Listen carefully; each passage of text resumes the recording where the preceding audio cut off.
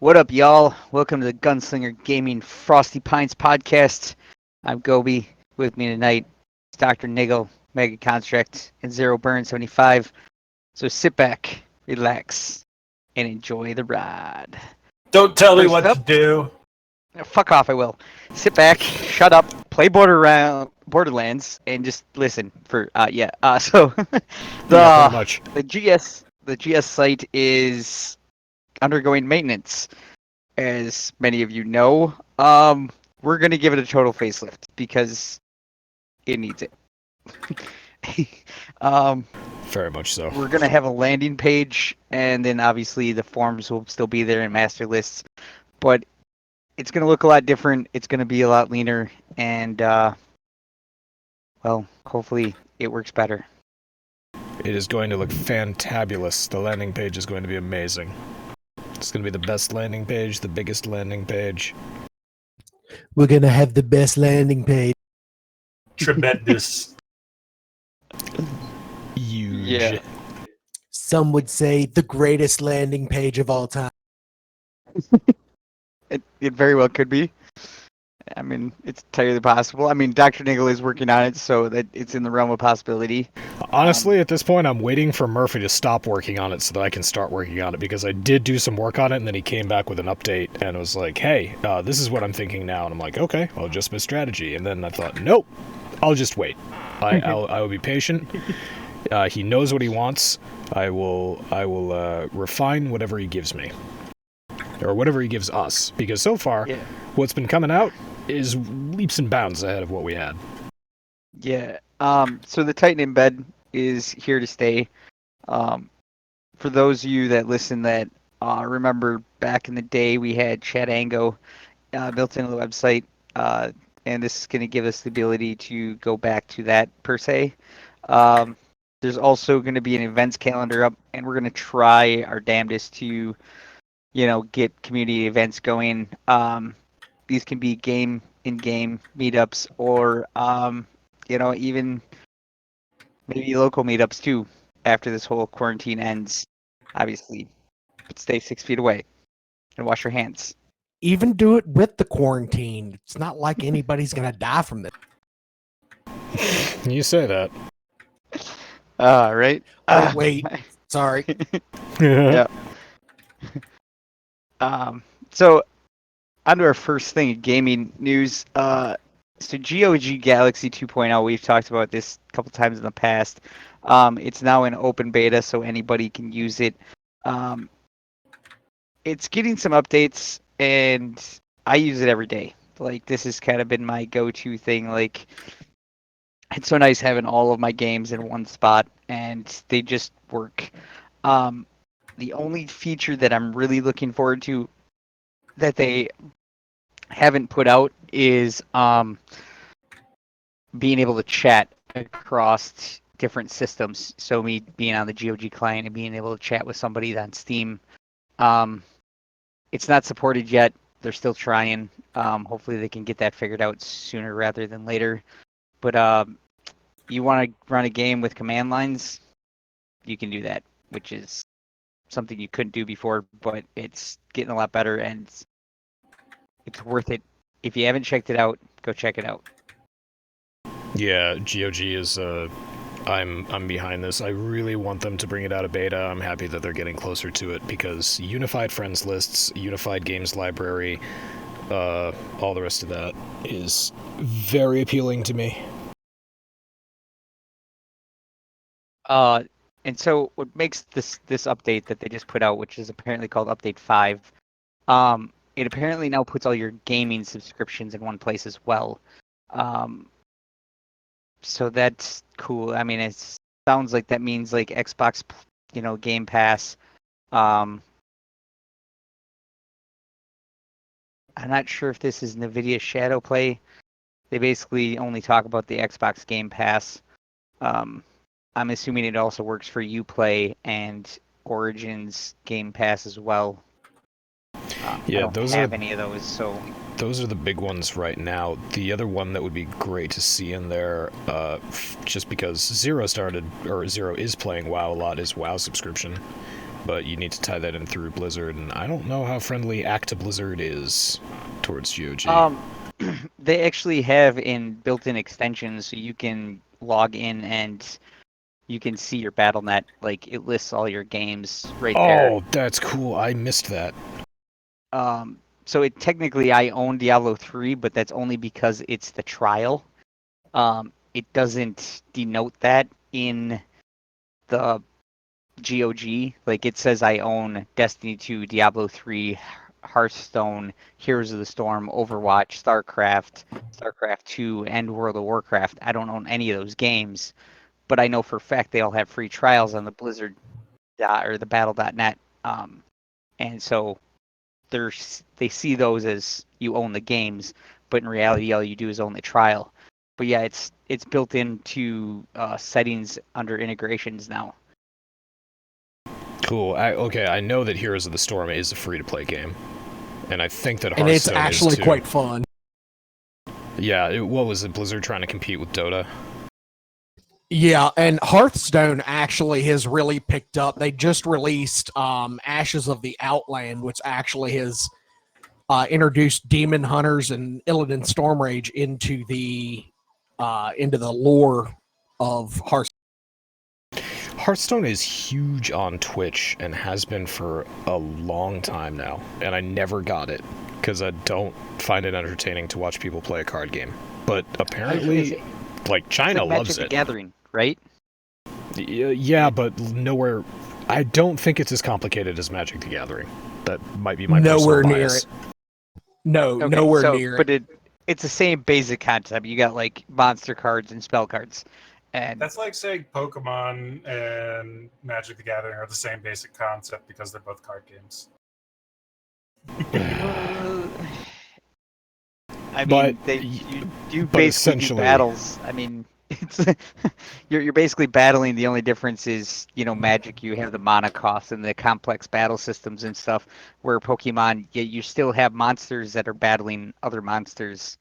Like, it's still a battle game. It's really no different than Battleship. If That's you it, boil it all the way down. When you play Pokemon in real life, can you actually throw a ball at someone that you're like competing against? You can. My but I don't think sister it did does that it and got kicked game. out of a tournament. Oh, that's stupid. I'm just saying.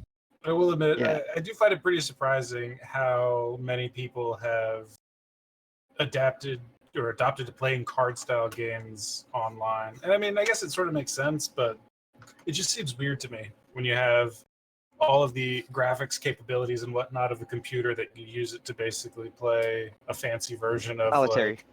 like, Microsoft Solitaire, which is a great game. But Right. I should do that. That should be my new Twitch routine. I go on and I play Solitaire or Spider Solitaire. But you know what's really funny? Way back in the day, I used to play Spades on Yahoo Games. Like, way Yeah. back in the early Yeah. internet. Like, I'm talking in the AOL chat, or like the AIM chat room, like AIM chats and like Yahoo Messenger in those days. Yeah, like early teens playing Spades with people online. That was like the earliest online gaming. Oy. Yes. And, So, yeah, and GOG, I don't thank think any God. of those are actually sell on GOG, but I'm sure you can find them somewhere. If you can't find Solitary, You can't Buy find a console. Solitary. Microsoft fucked up all their free games that they used to have. That was a colossal Yo. fucking mistake with Windows 10 when it came out. They didn't have like Ugh. built-in Solitaire and Spider Solitaire. What the fuck happened to You never- Pinball? Windows Candy XP Crush. came with They gave, but Pinball. they gave you Candy Crush. Fuck Come on, that guys. noise. I'm old and I don't yeah. like change. I Fuck want you Candy to Crush, buy it from period. the Microsoft Store, and when you do get it, it's got ads for other apps in it. Yeah, Oh, that's what I want to. I want to That's hear really what the about. Microsoft Solitaire is. I want to hear about your new Bejeweled game while I'm playing Solitaire. That's obviously of interest to me. So, obviously, I like Microsoft games. Huge Gears fan, Halo fan. And I have to say, I was not super excited that they put their games on Steam, but at the same time, I'm happy that their games are now on Steam because at least you can back up and do some things that, 'cause Windows 10 store is just the gaming section needs to be tore out of it and moved to a completely different app because I don't want to download mobile games on my gaming rig. And they literally the number one thing is top for your games, and the number one is Roblox, and the number two is Asphalt Legends, and Angry Birds 2 is number 4. Yeah, those are games I'm gonna want to play on my phone. Linus texted me back. He said, "Thanks for the dick and boobs. Recovery at work, haven't been on much. I'll probably be back to myself tomorrow. Hope you all have fun in the podcast." So he is alive. He's just recovering from the weekend, and he's working solid from home. Good to know he's still alive. That is always good to hear.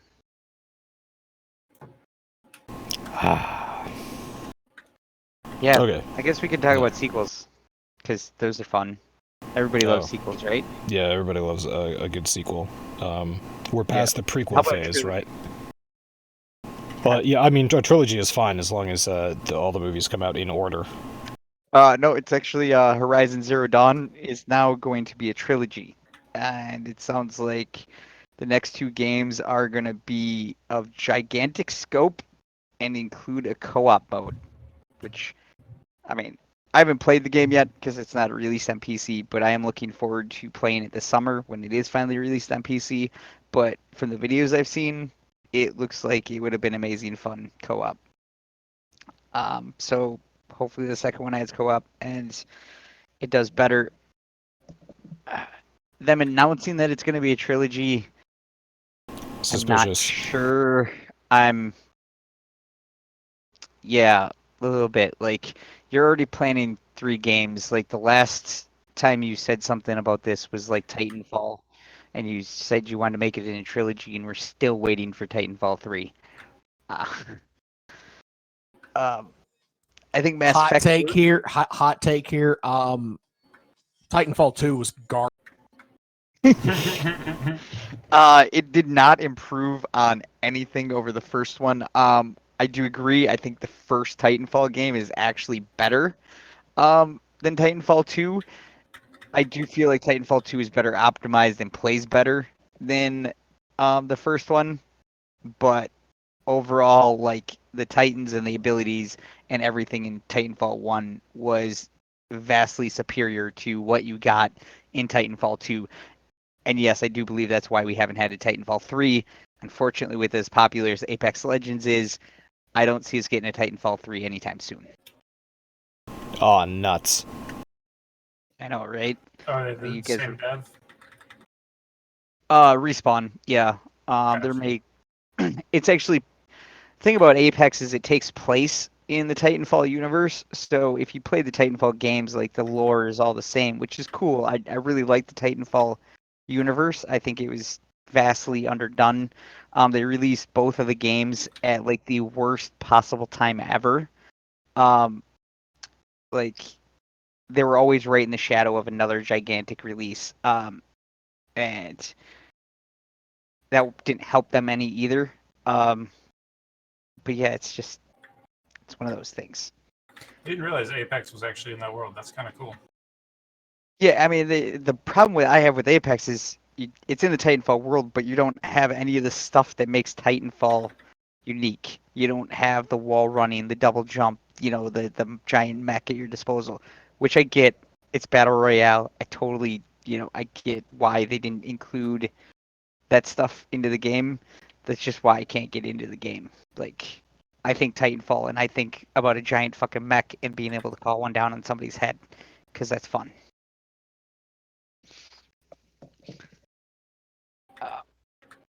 But yeah, I think the Mass Effect series pulled it off because I don't think they didn't ever say that was a trilogy, did they? Like they never came out and said I honestly that don't Mass remember. Effect was a trilogy. I honestly don't remember after the first game if they had a plan for a second game or not. But the first game was such an enormous success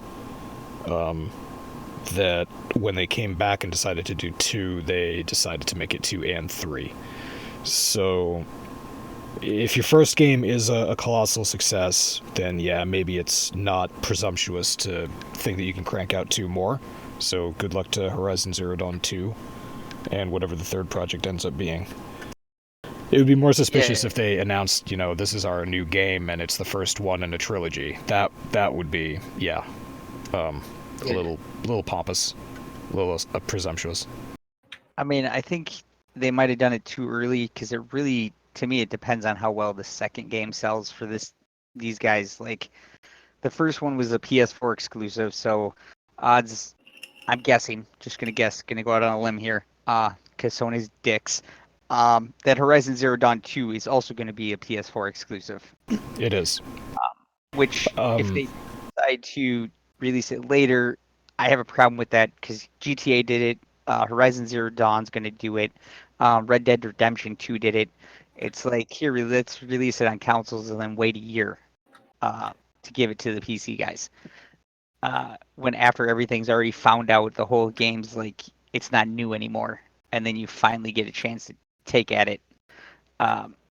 Right. Well, the logic behind that is solid. They're pushing it because they want it to, come out and do well on this the Sony platforms. So fine, Sony gives a whole bunch of money to the devs and supports the devs and maybe chips in the marketing and all the rest of that, and it gets to be a PS4 exclusive for a year. I feel what you're saying though, in that we have to wait, and we're still waiting for Horizon Zero Dawn on PC. Devs. But yeah, that's just how it is. If they released it on PS4 and PC, the PS4 sales would get destroyed because they know PC MR. Yeah, but at the same time, like, how much more popular would the game be? Like, yeah, but if popularity doesn't account for shit, if Sony isn't making money on PS4s. Yeah, I mean that's a solid point. I mean it sounds like reading the article and stuff. They're actually talking about doing a standalone co-op like mini game. Metal Gear Solid 5 is the last game that I remember did this. They had like the little like 15-minute gameplay or whatever. It was like $4 or something. I don't remember what it was called, but it was like a prelude to Metal Gear Solid 5, and the story like transferred over. But it sounds like they're talking about doing that, and then it got nixed, which that would have been cool. It would have been. To have a little standalone game to do co-op.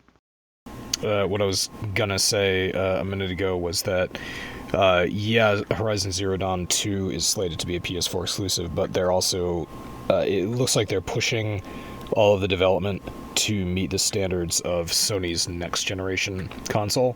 So that should give you an idea of when this thing will be due out. After Sony releases its brand new console, maybe at the end of this year, more likely at the beginning of next year. It's assuming there aren't any more delays because of massive worldwide pandemics. Right. Which is a redundant statement. Yeah. So of course, one of the new technologies we all kind of talk about, and PC has it great because ray tracing. It was brought up. It's coming to PS5 and Xbox One X or whatever, Xbox X, whatever. The sex. And the sex. Modders have also been messing around with it, and there's this guy. It's called Pascal Glitchers, is his username or whatever, but he apparently made a ray tracing shader for Deus Ex Human Revolution. Deus Ex. Deus Ex Human Revolution. I mean, the game looks good as it is, but Deus Ex. The ray tracing mod does make it look a shit ton better. The cool thing about this is, apparently, if you can get it to run, it'll run in any game and on any GPU. So this could have wide-ranging implications to older games that, aren't supported by ray tracing officially. It's cool because, modders, again, help an old game, but I can also see the other side of that, somebody trying to use this where they shouldn't be, and getting banned for it, and then crying because Yeah. that's what internet does. What are you guys' thoughts on ray tracing? I mean, I don't think any of us have a rig that runs ray tracing, but just general thoughts. Gosh, it don't. sure does look pretty. I mean, I don't. I've only seen the renderings and the images that everybody else has seen, but I would have to see it in person to really be able to give an actual judgment. I've got conceptually it sounds really cool, But not enough to make you go and buy the hardware to get that technology upgrade. yeah. until What I is an experience it RTX going for? until I experience it firsthand, it's the kind of thing of like you don't know what you're missing.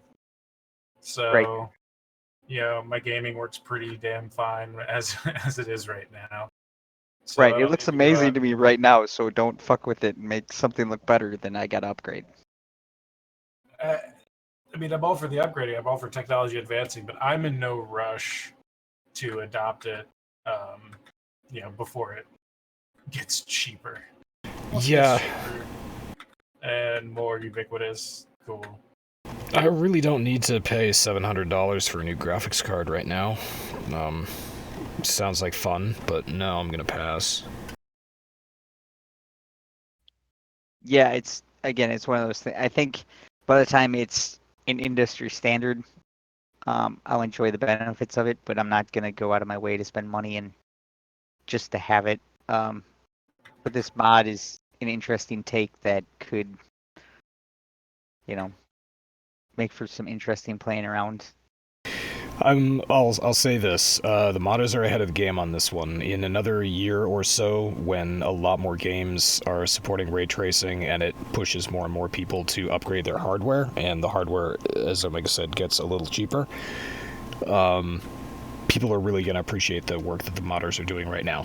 So, have at it, and good on you.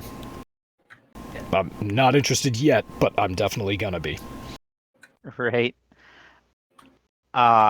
So again, we'll keep it with the community. So obviously Resident Evil loves to remake games.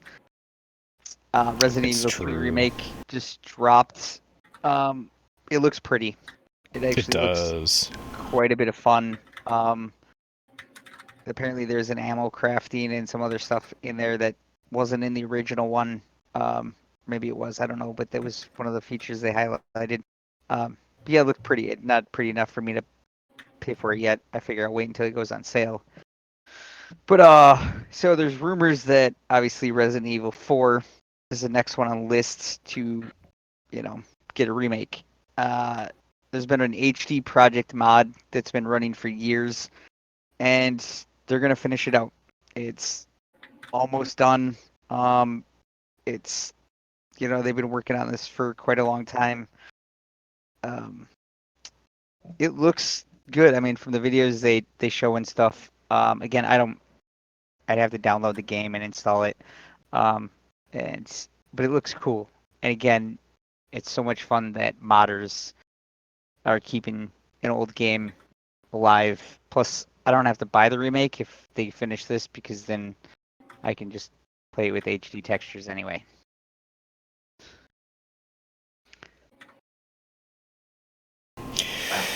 Yeah. He's all Anyway. into Borderlands 3 over there. Yeah. What's that? Zero. I think he fell asleep on us. Nope.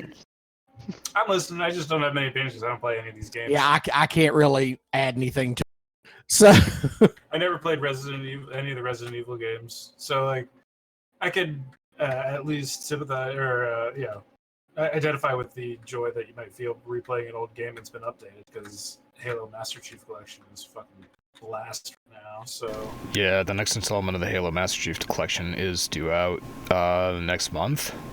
oh my god, it's Halo 2. It's gonna be so Yep. good. It's gonna be so good. So that's gonna be a thing. Yeah, I mean I'm not against remaster. I mean they obviously Crisis Remaster is coming out. Super stoked about that. Mass Effect 1 Remaster! That's yeah, I know, it was a wondering- rumor. That Well, would be really cool.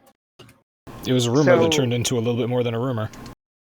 Yeah, I could honestly see them remastering the trilogy. I mean, no offense, again, the modders have had this done for years. I mean, a lot isn't perfect, but they pretty much have touched every texture in the game and made it better. It would be Hey. nice to have an official challenge, Hey official now. patch, but If EA is known for anything, it is putting out perfect games. well, it was perfect back in what 2007. Yeah, when it first came out and was sold on DVD in a hard copy in a box that I bought at a Best Buy in Boston. Yeah, that was pretty much a perfect game. I think it needed a patch at some point. Right. Yeah. I mean, but I mean nowadays it doesn't hold up. So and that's fine because it was perfect when it was released. Now they're just bringing that perfection up to modern day standards. Oh my god, yeah, if they remastered that game, I would totally play it again. I know Kozin has, well, he was at least Yeah, balls deep in the trilogy. He finished ME1, he's on to ME2 now. So he's still on ME2. I know Pretty like sure. last time I saw he was playing ME2, but I didn't know how long he'd been into it. But That one. So that's the other thing. I don't know how in depth he's going. If he's like 100%ing the campaign and all the side missions in like each run through, because he got through ME1 pretty quick. So I don't see him hitting max level or doing all of the side quests and all the rest of that. Because it took me like 3 weeks nonstop to 100% the first game, including Pinnacle. yeah, well, the first game is fucking massive. I think it might be the biggest feeling Mass Effect game. It might be the biggest, yeah, because of the open world stuff, and especially the rover driving around on planets. Yeah, it does feel really big, but in terms of content, it pales in comparison to Mass Effect 3. Mass Effect 3 was fucking enormous. Oh, no, I mean, there's so much to do in Mass Effect 3, and it's technically the bigger game, but you don't have those big open world, adventures that you had in Mass Effect 1, and Mass Effect 1 feels big. I know, I was bummed when they got rid of the free range of the rover, because that was a fun time. Killing those giant worms, that was fun. Not Shai-Hulud, the other ones. It was a lot of fun, but it was kind of a weird alternative gameplay mechanic with the rest of the game. It was really fun driving all over that huge open area map and finding the base that always had the same tile set every single time. Yeah, you're spending half your time out there just fucking mining. Yep, that's right. Yep. You'd go over deposits. You'd have to follow the beep That's the main reason and find you were there. deposits. The main thing you were doing on every single star system you went to, you would find all the planets and you would mine all the different fucking that was a huge time sink. That's fucking ridiculous. Unbelievable time sink going through all of that. It felt so rewarding at the time, though, because you got to mine them, and then you got to upgrade the parts on your ship and all the rest of that. They changed a lot between Mass Effect 1 and Mass Effect 2, including the inventory system and the gear system, because Mass Effect 1, I can remember grinding for colossal armor, and Mass Effect 2 rolls around, I'm like, where's my fucking colossal armor? Yeah, not there. I did like that they went back to the rover in Andromeda again. I mean, we all know how we all feel about Andromeda, but I mean, I was glad that the return of the Nomad came back. Or yeah, it was Nomad, right? I think so. I don't remember. I don't remember a lot from that game, which is surprising considering how much I played of it. But yeah, the way they implemented it in Mass Effect Andromeda made a lot more sense. So it was nice to have it come back, and it was nice to have it come back in a useful, utilitarian way. Yeah, and it fit like the whole game. Like I feel like Mass Effect Andromeda had the right ideas. It just didn't. It wasn't Mass Effect. I mean, it was a great space game. I love the exploration, and that obviously the rover helped that tremendously. But it's still like Mass Effect 1 is still that unique game that's got that unique place. Mass Effect 2. I never actually thought about it until just now when you said it. But yeah, Mass Effect 1, the start of the game, veteran soldier coming on board, kind of a badass, has a past that people are aware of, assembles a team of similarly, badass people, and goes off to fight the big bad. The Mass Effect Andromeda rolls around, first game comes out. You're a child who just saw your dad die and you lost all your Linkin Park CDs. Have fun in this new galaxy. Yeah, it wasn't, that's not a great way to start off. For a Mass Effect game, at least. But it was new and different. I mean, it's okay. I mean, the combat system is the one thing that I think could have been improved. I feel like combat system in Andromeda was fucking useless. You use your pistol for everything. Yeah. Use the pistol and win. That was the game. Yeah, I mean, pretty much. Mass Effect 3 had way better combat. I mean, again, two different types of games. I think Andromeda, they were going for exploration. Mass Effect 3, it was a war game. Like Mass Effect 2 had a gun that shot a thermonuclear rocket. What do you need that for? But hey, it came in handy at least once, I bet. You fired it in slow motion, and then as you were ducking back behind cover, because if you didn't duck behind cover after you fired that thing, you were fucking dead, you got to watch an explosion happen behind you. Mushroom cloud behind you. Took down some really big enemies that way. That was a fucking fantastic game. And you still had grenades, which they got rid of in Mass Effect 3. Pissed me off. Fuck it, I'm gonna go play Mass Effect 2 again. I do think you still a lot mods definitely worth it. Yeah. But there's actually Normandy is PC's greatest starship. That's interesting.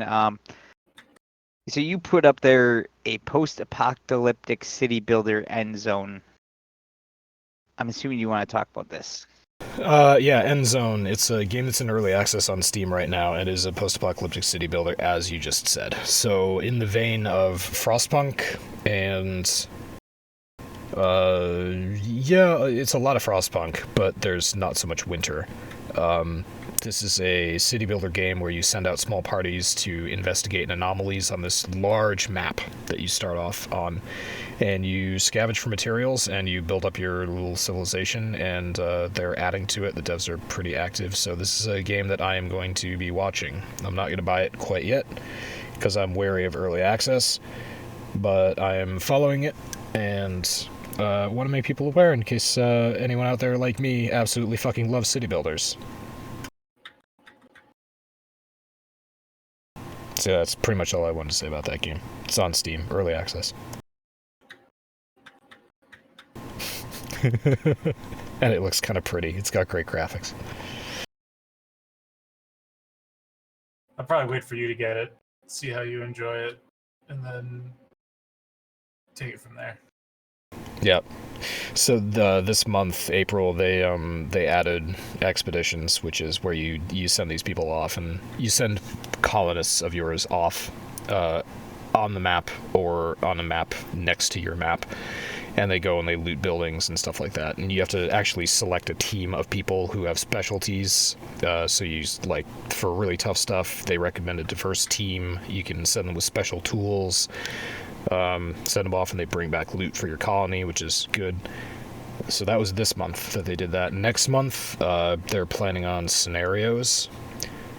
So events in-game in the world will actually start to happen. You'll have to react to them. And they're planning on a lot of them, specific tasks and conditions. And then they don't know, apparently, according to this early access roadmap, they don't know what they're going to be doing after May. But yeah, there you go. It caught my eye. It looks pretty. It's a nice concept. And it looks kind of brutal, like Frostpunk did.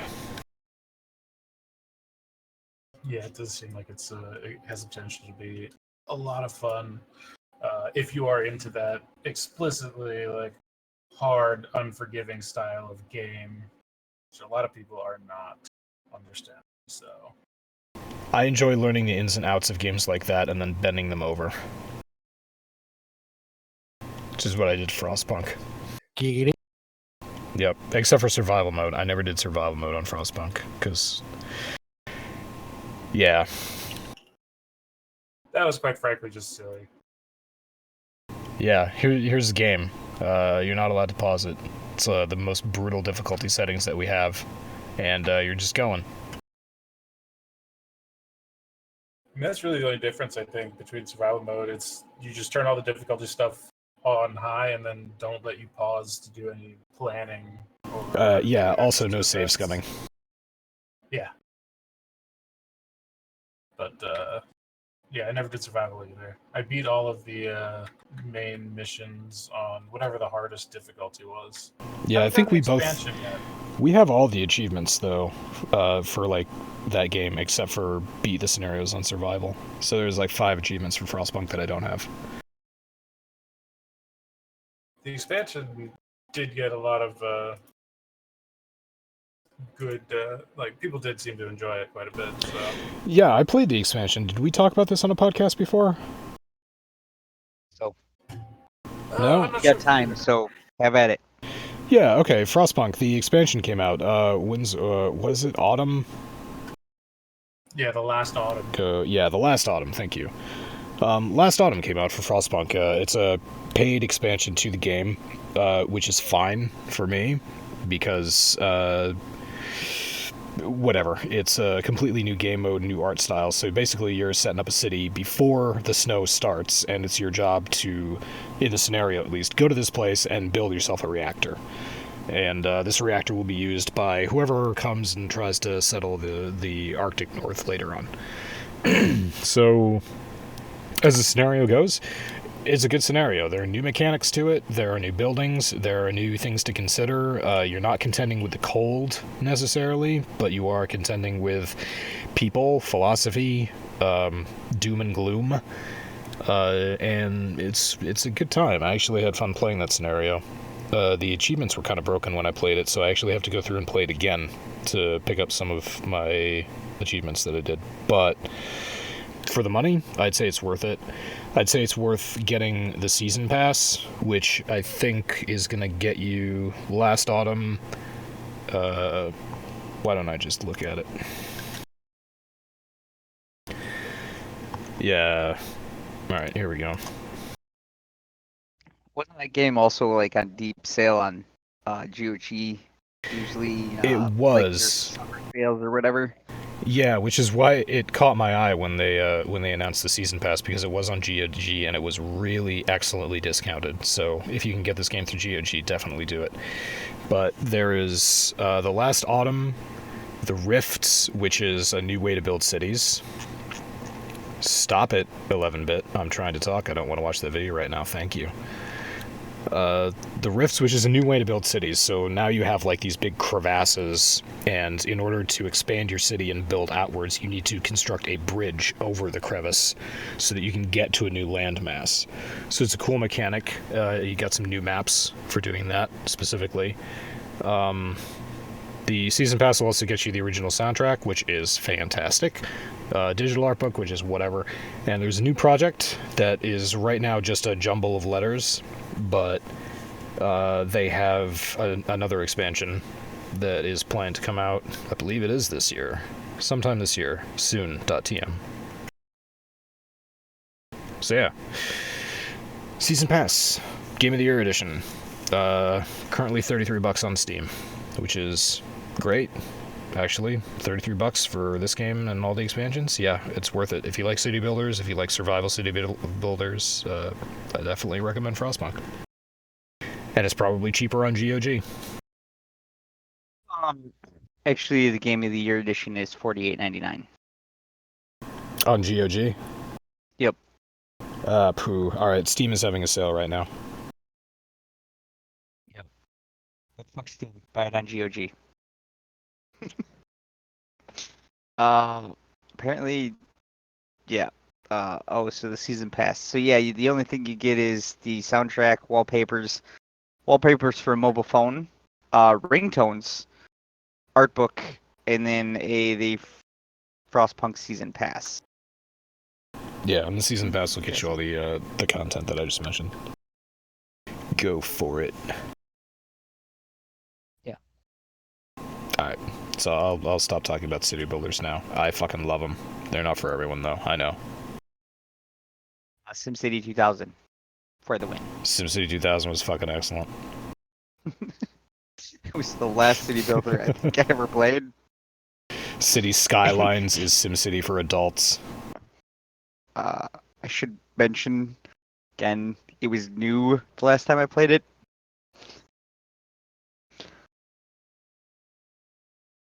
Yeah. Man. Alright. So, we got somebody playing Borderlands 3. How is it? It's pretty damned awesome. Just wrapping up the mission now. Haven't really been paying too much attention to the game, but it's awesome. If anybody played and loved any of the earlier Borderlands, get it. You will love it. It is everything that makes Borderlands great.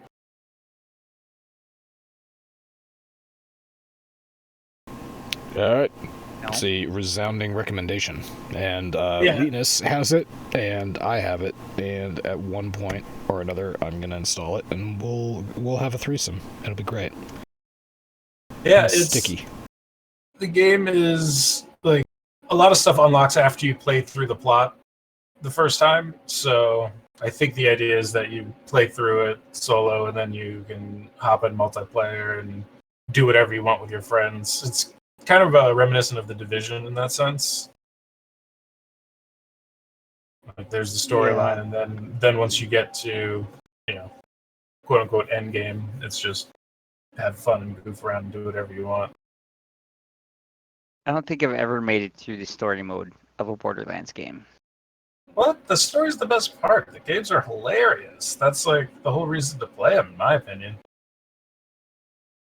Yeah, I think Borderlands 2 is the farthest I got. I don't even know how far it was. Damn. Like I could never. It starts out strong and then it just grows stale, and I just never finish them. I mean, I passed on the Handsome Collection.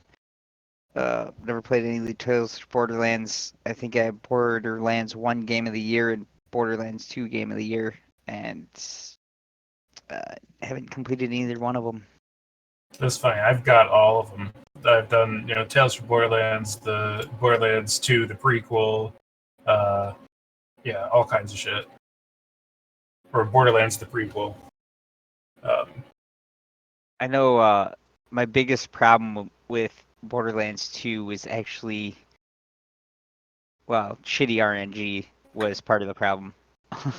But I could never get a gun that I liked with a decent sight picture. Yeah, I have 18 hours total in Borderlands 2, and have 14 of 75 achievements. 18 hours total in Borderlands 2? Yep. I've got 79, and that's just that I've got since I bought it on Steam. I also had it on console way back in the day. Let's see, Game of the Year. I've only got a couple hours in on my Steam library, but also played the shit out of that many, many, many years ago. But I already have 36 hours in Borderlands 3, and I got it, I think, a week and a half or so ago, maybe 2 weeks ago. It's pretty cool. But yeah, if you're not into that type of storytelling, because in addition to it's one of the hallmarks of the game. It's got a very unique art style, graphics, the combat, everything is uniquely Borderlands, but so is the storytelling. And if it's not your thing, if that type of storytelling doesn't engage you, then that's fine. It's not going to be your type of game. But if you were a fan of the first couple Borderlands 3 will ring all the right nostalgia bells. Good to know. Nostalgia bells, by the way. All of us must remember a wonderful comic when we were growing up that was actually started in the 1920s by a Frenchman. This comic, which I'm sure we all know, features a boy and his dog running around solving mysteries. and it was adapted to a computer game a long, long time ago, a side-scroller. And then in 2011, Steven Spielberg made a movie about it with CGI characters that look fucking terrifying. And the comic, of course, that I'm referring to is Tintin, that lovable character, the fucking soulless ginger that runs around with his scrappy little white dog, and the drunken sea captain. And Tintin is getting a video game. Like, a real video game. And because that's what we're all clamoring for, right, guys? We're all looking forward to a Tintin video game. That sounds absolutely terrifying. His dead, soulless eyes haunt me. Who the fuck's Tintin? According to Stephanie Longyeard, of this, the CEO of Microids, this is really a dream come true for us. The Adventures of Tintin transported millions of readers worldwide, and this opportunity will allow us to put our talents at the service of one of the biggest creators of the 20th century and its inked hero. Our team members are fans of the famous reporter and will do their best to pay his franchise a vibrant homage. So yeah, they're making a Tintin video game. Not this year, probably next year. But it will feature characters from the comics like Captain Haddock, who we all remember and love, Professor Calculus, that's not a derisive name or anything, and detectives Thompson and Thompson, who were the wacky, quasi-ambiguously gay couple, and Snowy the dog, who is Tintin's adorable dog. Yeah, I remember all the... I never watched or read Tintin or played any of the games or anything when I was a kid, but I remember all the hype when the movie was coming out and the resounding disappointment with how it ended up looking. But I think it's kind of cool that they're making a game out of it. Spielberg learned nothing from Polar Express. Tom Hanks, Polar Express, fucking horrifying. And then they did it again. He learned nothing. What type of game is it going to be? Where you heard about it, did it talk about that at all? First-person shooter. No. That's amazing. No, I don't know. If I had to guess, I would guess open world detective RPG. Ace Phoenix style, probably. They do Sam not. and Max. Yeah, they do not go into it here. The whole article is just a Tintin video game is in the works, and then they have the studio that's producing it and quotes from the CEO. Gotcha. So again, another game we're all clamoring for. Saints Row the Third Remastered. Oh, another remaster. I know, but I mean, of all the Saints Row games, why are you remastering the third one? You know, I actually did read Tintin comics. Biggest? Yeah, but I mean, if you think about it, it didn't come out that long ago. Like, I mean, it doesn't look that bad. It still holds up pretty good to this day. The first one, though, that's bad. Yeah, that's all bad.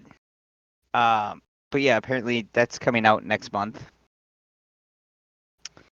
And Amnesia: The Dark Descent is going to be free on April 30th on Epic Game Store. It's a fun game you guys should check out. Yep. I was actually a child when I read them at first, and I thought that it was funny that the sea captain was always drinking and getting himself into trouble, but as an adult, I realized that he has a legitimate disease, and he needs help. And he doesn't get it. Well, you also realize that he's French, and they're all drunks anyway. He's drinking hard liquor, though. I mean, when I picture a Frenchman, I picture him swinging on a wine bottle. But you're correct, they are all drunks. A friend of me and Dr. Nichols from college was telling me, this was many, many years ago, her family is from France. Her mom is French, and but our friend was born in America. She was telling me a story of back in her mom's hometown, which was out in the countryside of France. Drinking and driving in particular were such a problem that the town decided it was easier to remove the trees from the sides of the road through the countryside than it was to stop people from drinking. That's amazing. So you would just like drive and roll off into the field rather than crashing into a tree. So yeah, French people or like French culture might have some drinking issues. Might. I'm sure Just they might. They probably would have done the same thing in a Russian city, but there are no trees in Russia. No, in trees, the hills drive into you. Oh, yeah. Yakov Smirnov callback right there, ladies and gentlemen, for everyone that was born before the year 2000. You know, Yakov Smirnov now has like a PhD or in psychology, and he is like really fucking smart. It's kind of crazy. I saw a podcast with him probably about 6 months ago or so, and he was talking about all this shit. It's kind of ridiculous. I was waiting for there to be a in Soviet Russia PhD comes, or yeah, whatever, one of those jokes. But no, fine. He actually legitimately has a PhD or whatever in psychology. Good for him. Yeah, no, that wasn't a joke. I mean, he's a funny guy. Typically you have to be pretty smart to be like that funny and that successful. I miss George Carlin. Yeah, I think we all do. Rat shit, bat shit, dirty old. He's responsible for one of my favorite Blink-182 songs. Yeah, that's a good one. That's not good fun. Oh, and I miss Leetness too. I miss him telling us about his drinking stories. Projectile bombs to overstate lands. Good man.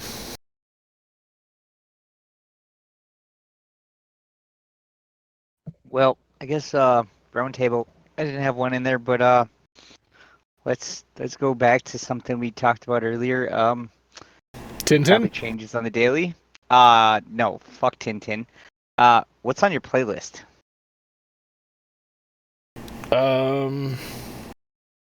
What's Like on your music? quarantine playlist? Music playlist? Yes. I don't listen to music, like, at all right now. So my playlist is currently empty. Well, that was easy. Zero. Got a little bit of everything on mine. Everything from Southern rock, Dead Mouse, WWE intros, some of the good ones. Okay. Niggle. Avril Lavigne put out a song called Hello Kitty or some shit. I've been listening to that a lot. It's awful, but it's pretty good. It's Avril Lavigne, so. Something else here, I'm trying to find it. I found a 10-year-old music video the other day that I really like. Animus Vox by the Glitch Mob. I remember them. It's a good song. Yeah, a lot of stuff came out about 10 years ago that I wasn't really paying attention to because I think I was like nose deep in just advertising something or other, and didn't pay attention to it. Finally getting around to it now. So yeah, Glitch Mob, good stuff. Crazy MT, also good. Headhunters, also good. Kyari Pemu. Yeah, you know what, people? Listen to more J-pop.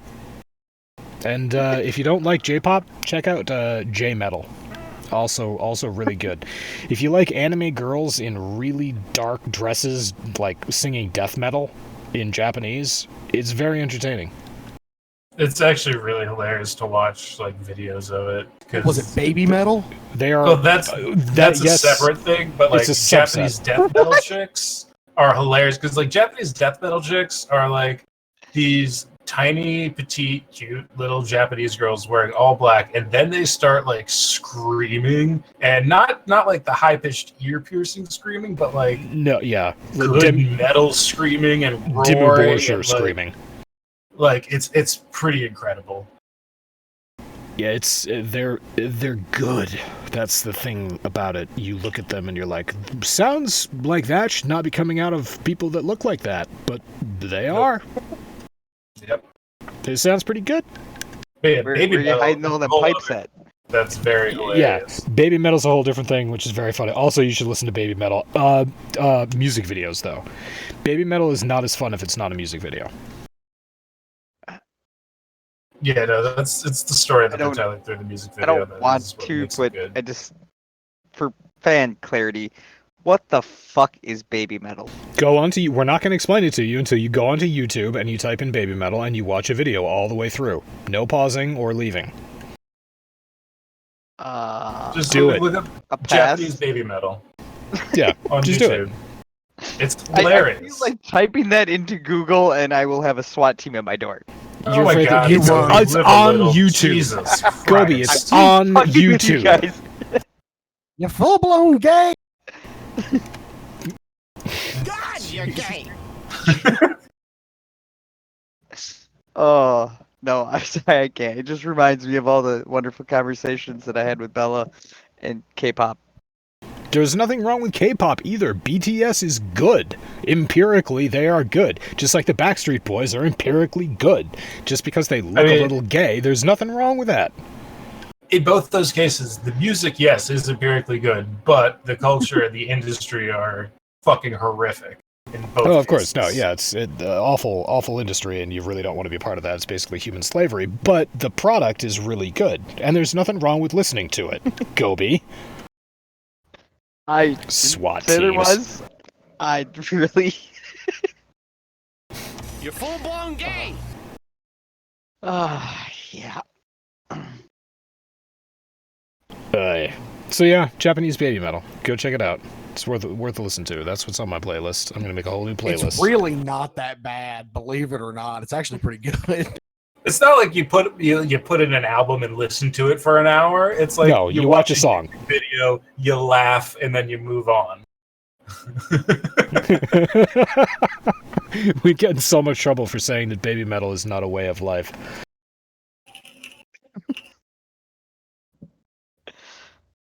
Well, I suppose. Gobi's not going to do it because Gobi only listens to Leonard Skinner. So yeah, out of close. If it doesn't have a good old American twang in it, Gobi's just not interested.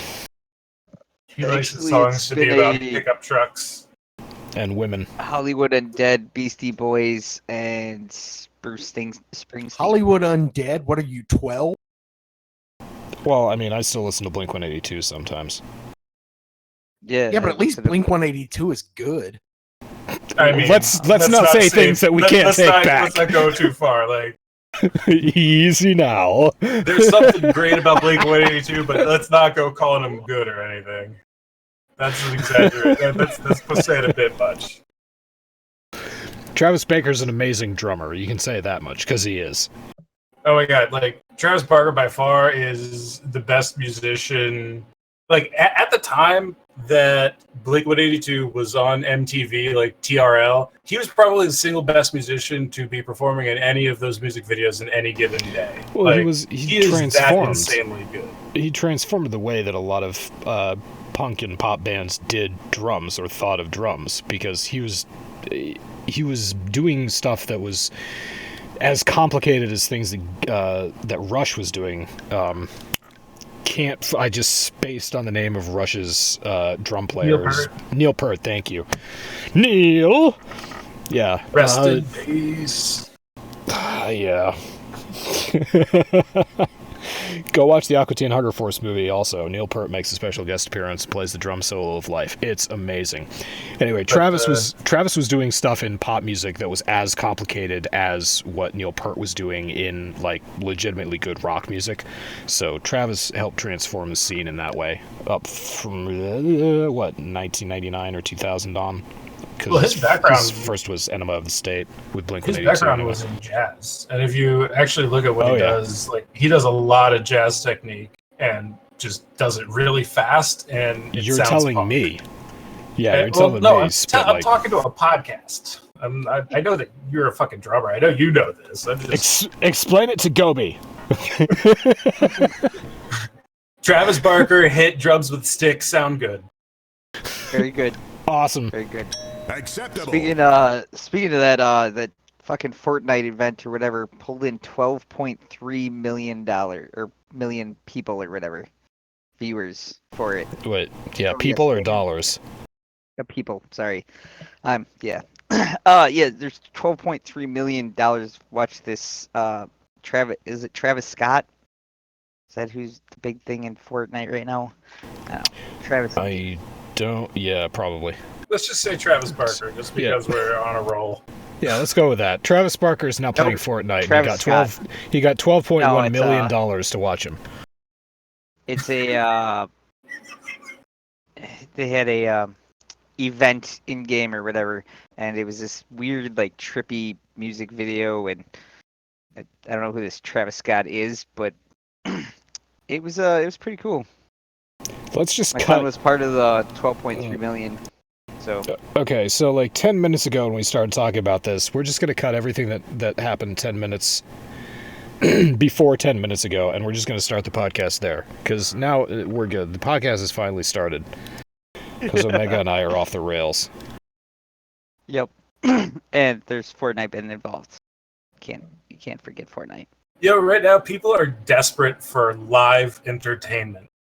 The NFL draft at the end of last week had more viewers than any draft ever. It was like it was ridiculous. And Was it good? There was a grappling competition on UFC Fight Pass that I watched a couple days ago, and like holy shit, it felt good to watch live sports. Oh my god, it felt so good. Like people are so desperate for live entertainment right now. I'm not at all surprised that this Fortnite event did huge numbers. Yeah, it was crazy. He was all pissed off because he kept getting killed before he got in. But then once the event started, they took nobody could kill anybody or whatever, and it was this giant like guy like walking around in all these trippy colors and stuff, and it was like a whole music event. I don't even know how long it lasted. I didn't pay much attention, but it was a whole thing, and it was interesting. I was actually shocked that it drew as many people as it did. But it was kind of cool. Not something I would play, but it was nice to watch it. Do you know Tom DeLonge is 44 years old and he's still touring? This is one thing that bothers me about Blink-182 and bands like that, is that you get to a certain age and you're like, okay, stop whining. Tom DeLonge is also insane. He is, yeah. Just skimming through his Twitter feed, he's clearly batshit crazy. Okay, if anybody wants a real good laugh, if you're a fan of Joe Rogan's podcast, go look at the podcast he did with Tom DeLonge. Probably within it was about 2 years ago, maybe. And this dude is batshit crazy. He is full on like alien government conspiracy theorist. He swears that he has been brought in by the government and told things about aliens that the government gave him the job to disseminate the truth to the people. So that's what he's doing right now. He's alien Jesus. Like, the government has aliens, Area 51, all that shit is all true. He went digging and found irrefutable evidence of it. But because he was famous, the government couldn't just eliminate him. So they brought him in, actually showed him what they had, and made it his job to be like PR for them. That's what he legitimately believes. I want to go to a state I want his where drugs. it's legal, and whatever he is smoking, I want some of it. because that's some good shit. Those are grade A hallucinations. You know what? Or Okay, maybe delusions at this point, but yeah. possibly. Yeah, it's definitely one or the other. None of this matters. So speaking of UFOs, there was something that really surprised me about what was it, middle of last year? There was footage that was released from a naval plane, and it was broadcast on CNN, and they actually had the guy who was in the plane who took this footage, and it was of an unidentified flying object. They never really found out what it was, but it was like moving, it was hovering and moving over water, and it was moving in a way that a plane never could, and they identified it as an object, and they were like, this is like technology that we have no fucking idea how this exists. And it was broadcast everywhere, and I was just like, holy shit, the fucking alien conspiracy theorists are going to be up in arms about this, and nothing came of it. Everybody's completely forgotten about it. We've moved past it. It's like it was broadcast on CNN, so it must be fake or some shit. Or, you know, it's just like, whatever. It completely blew my mind. Actual classified footage that was declassified and then played on the airwaves. And everyone just gave it a pass. Nothing. Can't explain it. Hell of an aircraft. Could be a spaceship, could be an alien probe, who the fuck knows. Doesn't move like anything that we've ever built in the history of mankind, and gave off no heat signature, even though it was flying at like Mach 12. But yeah, we're just giving it a pass. Whatever. God bless humanity. Full of surprises. Oh, it came through official channels, so we don't care.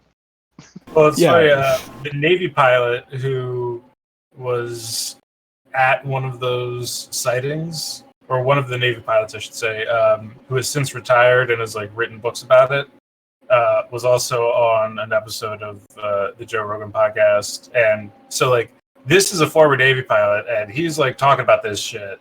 And this was after the Tom DeLonge podcast, and Joe talked to him about it, and the guy was like, yeah, I know all about Tom. He's fucking hilarious and stupid.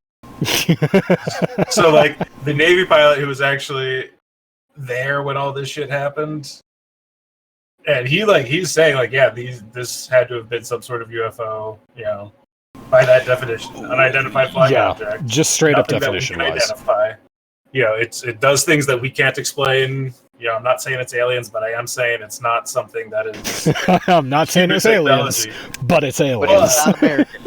But he was also like, yeah, Tom DeLonge is crazy and hilarious. So, if you want to see a podcast where Joe Rogan talks to a guy about the real science or evidence or possibility about it, go watch that episode. And if you want to see a hilarious nutcase who is some sort of delusions, Is it his Twitter watch feed? the Tom DeLonge podcast. Or just read through his Twitter feed. Yeah, it is kind of hilarious. He is off his rocker in a good way. Fun. But I suppose we're well over an hour, so why don't we wrap it up? Thank you guys for joining. Thank you all for listening, and we'll catch you next time. Peace. Mark Hoppus is 48 years old, and he's much more boring. Did Penis. you?